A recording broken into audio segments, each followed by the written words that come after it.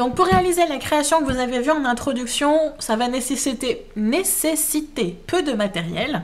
C'est une création qui est assez simple à faire, qui peut être faite par des enfants, donc c'est quelque chose qui va être parfait pour vous occuper un après-midi pluvieux ou un après-midi où vous vous ennuyez. Pour faire cette création, vous allez avoir besoin de papier. Moi j'ai choisi un papier cardstock, c'est-à-dire un papier cartonné, donc épais. Vous pouvez décider de choisir de prendre un papier imprimante, hein. Ça marche très très bien aussi. À partir du moment où vous allez pouvoir le découper et donner la face que vous voulez à vos petits fantômes, vous pouvez utiliser ça, hein. Le principe c'est de vous amuser et de faire avec ce que vous avez à la maison. Donc vous n'êtes pas obligé de dépenser 20 € pour pouvoir faire une création qui a des grands risques de finir à la poubelle dans quelques jours, hein. Donc autant prendre du papier imprimante si c'est le cas. L'avantage du cardstock, c'est qu'elle peut durer un peu plus longtemps. Donc vous pourrez éventuellement la garder pour l'année prochaine, mais ça reste quand même une création un peu fragile. Donc, papier blanc de préférence, vu qu'on va faire des fantômes. Après, vous pouvez vous amuser à partir sur du gris, éventuellement, ou vous pouvez décider de faire d'autres formes. Moi, j'ai décidé de faire un fantôme. Vous pouvez vous amuser à faire des crânes, vous pouvez vous amuser à faire des citrouilles, vous pouvez vous amuser à faire plein d'autres formes qui sont spécifiques pour Halloween. La chauve-souris, donc là, vous pouvez utiliser du noir, éventuellement. Voilà. Donc éclatez-vous, partez de cette idée et après déclinez-la comme vous le voulez en fonction du matériel que vous avez à votre disposition. Voilà, ça je le dis tout le temps, mais c'est vraiment important. Donc du papier blanc que vous allez pouvoir utiliser pour dessiner et découper vos fantômes. Qui dit guirlande dit forcément de la ficelle. Donc là, c'est encore une fois multi-choix. Vous y allez en fonction de ce que vous avez à la maison et de vos goûts. Moi, j'ai choisi de partir sur une ficelle noire et blanche, bicolore. J'hésitais avec la blanche et orange, qui sont les couleurs basiques pour Halloween, mais j'aurais pu très bien choisir ce genre de ficelle un peu craft. Vous connaissez mon amour inconditionnel pour le craft, donc ça aurait pu faire quelque chose de très joli, par exemple pour faire quelque chose un peu plus campagne, un peu plus shabby. Par exemple, j'aurais pu prendre cette ficelle, et en intercalant les fantômes, par exemple, c'est une idée, un petit bonus que je vous donne, décaler un peu plus mes fantômes et entre chaque fantôme mettre un petit nœud de mousseline ou de raffia ou de dentelle. Ça a apporté un petit côté un peu plus chic, un peu plus féminin, on va dire, à la création. Donc vous pouvez vous amuser comme ça à agrémenter et à changer le style de votre décoration en fonction de ce que vous mettez comme élément décoratif. Donc j'aurais pu choisir ça. Je suis restée sur du Halloweenesque de base, à savoir noir et blanc. Vous voyez, si vous n'avez pas ça, vous avez probablement de la ficelle à rôti qui traîne dans votre cuisine, ou vous avez le fil, ce qu'on appelle le fil à pêche, c'est-à-dire le fil en plastique transparent qu'on utilise beaucoup pour faire les bijoux. Ça a deux avantages. Le premier, c'est que c'est assez résistant, donc ça peut être manipulé par des enfants un peu voilà, turbulents et qui manipulent les choses un peu durement. Et ça a un autre avantage, c'est que c'est quasiment transparent en fonction de la surface sur laquelle ça va être. Donc ça peut donner un effet où vos fantômes vont flotter dans l'air. Donc ça peut être sympa également. Si vous voulez cet aspect bicolore mais que vous n'avez pas ce genre de ficelle, pas de panique. Si vous avez des bouts de laine qui traînent, une laine blanche, une laine de couleur, vous les torsadez, vous les nouez à chaque bout et ça vous donne une ficelle bicolore. Donc vous vous arrangez en fonction de ce que vous avez à la maison, hein. Encore une fois, c'est pas la peine de dépenser 20 € pour faire une guirlande pour Halloween, hein. On fait avec ce qu'on a à la maison. Ensuite, vous allez devoir créer vos fantômes. Donc pour cela, vous allez avoir besoin de quoi dessiner et découper le fantôme. Donc ça peut être basique, ciseaux, crayons, etc. pour pouvoir dessiner, découper, et un petit feutre noir, un petit stylo noir ou un feutre noir pour pouvoir créer les faces de vos fantômes.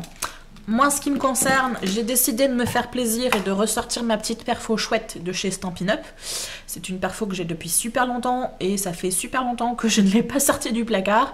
Donc, très égoïstement, j'ai voulu m'éclater un petit peu avec elle aujourd'hui. Donc, je vais travailler avec ça. En tout cas, j'ai travaillé avec ça parce que j'ai déjà créé mes fantômes pour gagner un peu de temps. Mais si vous n'avez pas ça, vous les dessinez vous-même, ça marche très très bien aussi. Hein. Voilà, je vous la remontre parce qu'effectivement, tout le monde ne pense pas forcément qu'avec une perfo chouette, on peut faire des fantômes. Hein. À la base, on n'y pense pas forcément. Mais moi, comme j'ai un esprit tordu, j'y ai pensé. Donc, je vous le remontre. Voilà, et ensuite, pour pouvoir accrocher vos fantômes sur la ficelle, on va utiliser un système très compliqué, à savoir le scotch. Simple, économique, et on ne se prend pas la tête pendant 15 ans pour essayer de fixer quelque chose. Tada! Voilà, on va aller dans la simplicité et la rapidité. Je pense qu'on est bon pour le matériel. On va pouvoir attaquer tout de suite avec la réalisation.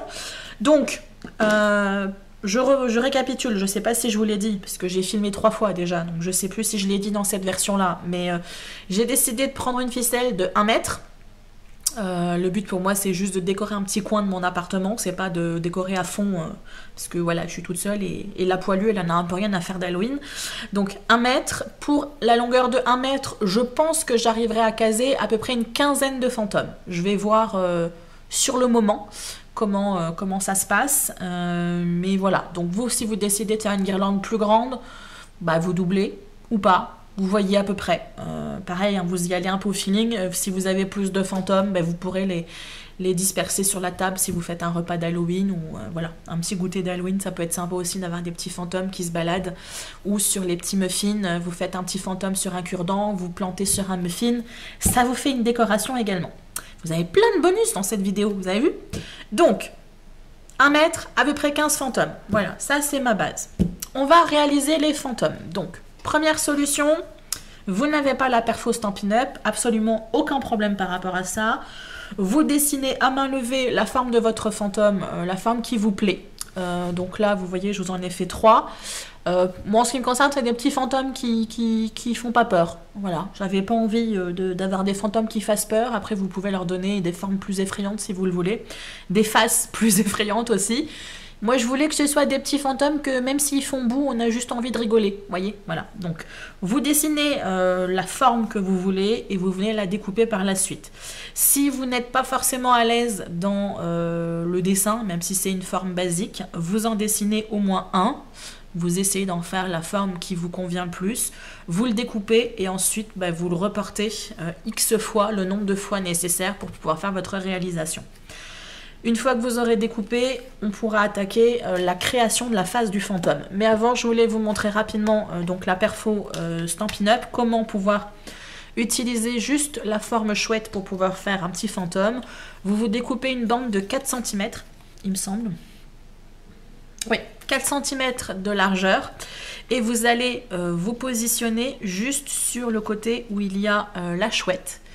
Si vous n'avez pas les pattes, on s'en fiche parce que c'est pas une chouette qu'on veut faire, mais c'est un fantôme. Donc vous y allez, vous sélectionnez bien la forme qui vous intéresse, vous découpez. Vous avez a priori une chouette et nous on va venir le transformer en fantôme. Pour cela, on lui coupe les papates. Vous voyez, on est sadique. Que voulez-vous, c'est Halloween. Donc je pourrais le garder comme ça ferait un petit fantôme de face. Mais je peux aussi décider de lui donner une forme un peu plus, je sais pas, un petit peu plus mobile. Un petit fantôme qui bouge, qui vole. Et du coup avoir quelque chose qui ressemble un peu à une virgule ou à une bulle de texte dans les BD. Voilà. Une fois que vous avez fait vos dessins, que ce soit une fois que vous avez fait vos fantômes, que ce soit à la perfo ou que ce soit à la main, vous devriez normalement vous retrouver avec une petite colonie de fantômes. Donc voilà la mienne. Je vous présente ma colonie de boue, voilà. Et vous allez pouvoir leur donner une face qui vous intéresse. Donc, je vais vous montrer ce que j'ai fait moi de mon côté. Je suis restée dans une thématique un peu comique. Hein. J'avais pas envie, comme je vous ai dit, de faire des fantômes qui faisaient peur. Donc, je vais avoir un petit fantôme pirate, je vais avoir un petit fantôme Frankenstein, je vais avoir un petit fantôme vampire. Et puis sinon, c'est des petites faces rigolotes. Voilà. Donc, vous lui donnez la forme que vous voulez, donc vous y allez au feutre ou vous y allez au stylo fin. L'avantage du stylo fin, c'est que du coup vous pouvez faire des petits détails plutôt que quelque chose de trop gros, mais après vous pouvez vous amuser. Voilà. Et voilà, un petit fantôme de plus qui vient rejoindre ma collection. Donc, une fois que vous avez créé votre petite colonie de fantômes, que vous leur avez donné une jolie petite face, vous allez pouvoir attaquer la dernière étape, à savoir les fixer sur votre ficelle. Je suis vraiment désolée, si vous entendez de la musique sur la place, c'est une animation. J'ai vraiment pas de chance, c'est-à-dire que j'ai des travaux de nouveau dans l'immeuble à côté de chez moi et ça va durer un bon moment et j'ai des animations régulièrement sur la place, donc j'essaye de faire au maximum pour éviter le bruit, mais là en ce moment j'en ferai jamais de vidéo, donc voilà, vous risquez d'avoir pas mal de bruit derrière moi, donc je vais essayer d'être la plus claire possible et de parler éventuellement un peu plus fort, mais je ne peux pas faire autrement, sinon vous n'avez pas de vidéo, voilà. Donc, on y va, tant que le monsieur au tam-tam il a décidé de se taire, on va attaquer. Donc pour fixer vos fantômes, et ça va être très très simple, comme je vous l'ai dit, on va vraiment faire ça dans la simplicité. Du scotch que vous allez du coup fixer sur l'arrière de votre ficelle et vous allez coller votre fantôme par-dessus. Donc comme je déteste mon scotch parce il se découpe très très mal au niveau du dévidoir, j'ai déjà préparé mes petits bouts sur le côté. Et du coup, je vais venir placer mon fantôme sur ma surface, face sur la surface. Donc là, ce que vous voyez, c'est le dos du fantôme. Hein, je préfère être le plus clair possible. Vous placez la ficelle et vous placez le scotch par-dessus. Vous faites attention de bien fixer tout ça. Et mon petit fantôme est accroché. Wouhou! Voilà, allez, on y va. Donc moi, j'ai décidé de faire à peu près toutes les 5 à 6 cm. Donc vous voyez, pareil, en fonction du style que vous voulez donner, en fonction de... du nombre de fantômes que vous avez à votre disposition, de l'endroit où vous voulez les placer, vous voyez. Je crois que le monsieur au tam-tam, il est parti. Il m'a entendu. Ou pas. Avec la chance que j'ai. Maintenant, je vais avoir les gars des travaux qui vont faire... Ah là là là là. Voilà, c'est ce que je dis. Les gars des travaux se réveillent. On va y arriver, vous en faites pas. Hop. Je viens de finaliser ma petite guirlande en off pour éviter que la vidéo dure trop longtemps. Donc vous voyez, c'est très simple à faire. J'en ai mis beaucoup moins que ce que je pensais. J'en ai mis 9. Du coup, ce que j'avais en surplus, comme je vous l'ai dit, vous pouvez vous amuser à les mettre sur le même principe du scotch. Vous les mettez sur des petits cure-dents. Du coup, si vous faites un petit goûter pour Halloween ou une soirée, vous n'avez plus qu'à les piquer sur des muffins ou pour des petits bâtonnets apéritifs. Ça peut être quelque chose de sympa pour les petits fromages, les petits fours, etc. Vous pouvez, dans le même ordre d'idée, le mettre sur des pailles. Du coup, vous avez des pailles qui sont décorées pour Halloween. Ça peut être sympa, pareil, pour un goûter pour enfants. Vous pouvez, du coup, vous amuser ou pour faire une décoration pour, encore une fois, votre soirée. Ça peut être quelque chose de sympa. Ça viendra décorer, du coup, votre table et non pas votre intérieur. Donc, vous avez la possibilité de vous amuser avec les petits fantômes que vous aurez en surplus. Donc, n'hésitez pas à en faire de trop. Genre, voilà, vous voulez faire une guirlande de 2 mètres. Vous en faites une trentaine et puis ce que vous aurez en surplus, vous pourrez les utiliser soit pour les disperser comme ça sur la table en ayant des petits fantômes tout seuls ou sur des éléments décoratifs.